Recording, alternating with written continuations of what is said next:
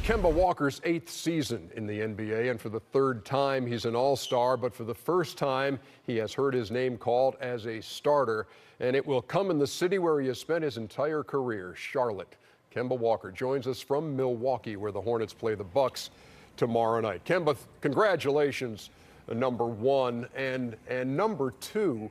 I was reading last week where people were asking you about the possibility of being an all-star, and you said, well, I don't know, with the record of the team and that kind of thing.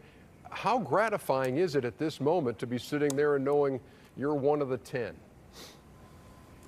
Oh, man, it's kind of surreal. It's kind of surreal. I had a lot of doubt coming into my early career about just even being the elite point guard in this league. So for me to become an all-star, for 2 straight years, and then now to become a all-star starter, most definitely proved the doubters wrong. So this is an unbelievable moment in my career. Kemba, Shaq here. One, Uncle Chico says congratulations. 2, now that you know you're going to be a starter in Charlotte, what's going to be your mindset? I know the game was a couple weeks ago, but what's going to be your mindset? You just going to run up and down, or are you going to trying to get MVP? I don't know yet. I know a lot of the players who play in their city usually goes for the MVP. I think I might as well. I'm going to try to play hard. Definitely want to get the win. But we'll see. I don't know. Kemba, you guys are clinging to a playoff spot right now. You feeling really good about those playoffs? I'm feeling good. We still got a lot of work to do, of course. We got to play better. I got to play better. Just got to get my team going. And, we got to just keep climbing, keep getting better every day, which we're doing. We're trying our best. So, whenever this season ends, hopefully we're one of the top 8. Kemba, congratulations, firstly. Secondly, I want you to brag on yourself a little bit in this way. Being at your size, let's not lie, you're 5'10".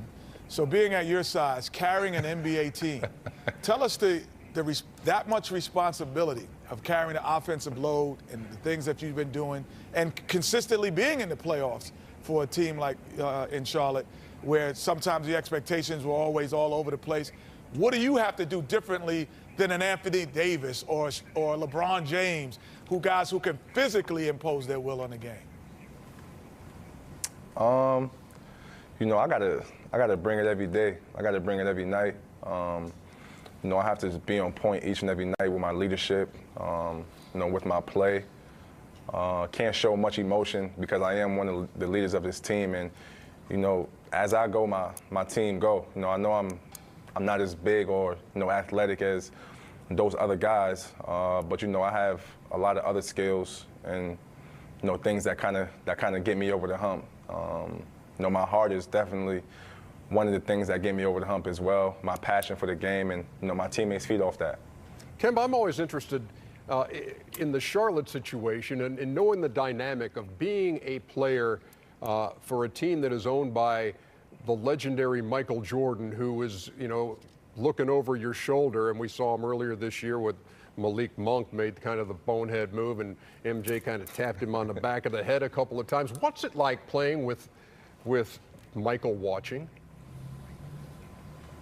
I don't know. For me, I'm fine. I don't know about the other guys, but for me, I love it, man. I think it makes me take my game to a whole nother level. MJ is the GOAT in my eyes, and when he's there, I know I got to step my game up. So I love it when he's there. He's all about us. He's all about his team. He's all about us winning. So we want to impress him as much as possible. My last thing for you is just a little bit off the court, because I know one of the highlights of being an all-star starter, and Charles and Shaq obviously know this, is the introductions before the game even begins. And it's going to happen in Charlotte, which is your gym. And you have been on Showtime at the Apollo showing off your dance moves. So are you going to have something special planned for the intros in Charlotte All-Star night? Don't get Sandman on him. I'm telling you, don't get the Sandman. Not that I know of yet. I don't know yet. It's going to be exciting, though. It's going to be exciting. It's going to be fun. Gonna try my best to put on the show for the city. I'm sure you will. And Kemba, a lot of folks happy for you, man. Congratulations, brother. Getting Congrats, your first man. All-Star start. Appreciate that. Congratulations. New York in the building. Man. Yes, sir. Thank you, thank you. You got Appreciate it. Can't help but be happy for a guy like that who watches it happen. He's such a good dude, but His family always comes when we. yeah, his mom is yeah, always she's great. funny, but it's such a privilege to play in the All-Star game. You never get tired of it, but it's just a tremendous honor. Yeah, and they have a realistic chance now to get to the second round of the playoffs. Obviously, with the unfortunate injury to Victor Oladipo, because they have a legitimate shot possibly now because Indiana was possibly going to be the third seed. They're no longer going to be that. You're right. So they have a realistic chance. We shall see. To move up. When we come like back. that bet. Okay. Now that we know all the starters, who should the reserves be? Always leads to some lively debate. Yes, it does. Here on the panel, and Guys. we'll probably do that again when we come back. Keep it here. Shaq got like everybody who just scores. Shaq just hate everybody. Anybody. Hit everybody. He hit everybody. All-star singular, not because of what your team do.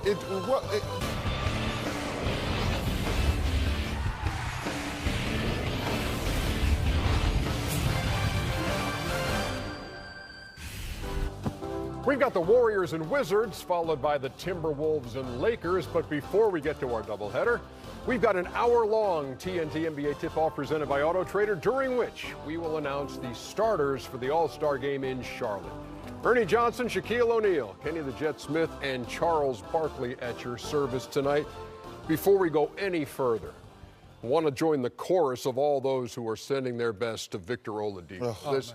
One of the most popular guys out there, just a great dude and such a talent in this league. And to be lost for the season now after what happened last night, it's a ruptured quad tendon, and he is out for the season. Ernie, number one, Victor, we love you. We love having you on the talent show. You're a hell of a player. I almost started crying last night, Ernie, because I knew what it was. That was the same injury that ended my career. Yep. And when I saw it, I said, he tore his quad. And it's awful for the Pacers. But, man, he's such a great kid and a great player. All our thoughts and prayers are with you, Victor. Wish you well, brother. Yeah, you know what? It's so unfortunate. Victor is, like Charles, I'm going to reiterate, one of the good guys in the NBA. I've known him since he got into the league. It's pretty funny because he and his guys that he associate with, Jay and all of his camp, when they're in LA, it's like, where's the gym, Kenny? You got the keys to the gym, open up. And we get in the gym and just work out, for the last couple of years and coming to events and going to his things. So I'm just sick. I was sick last night just hearing that, and knowing that it was possibly that injury after it came out with Charles, how serious it was with Charles, just wishing you and his best. His mom is great. The good whole thing, family's great. The good thing, it's the same injury that Tony Parker had.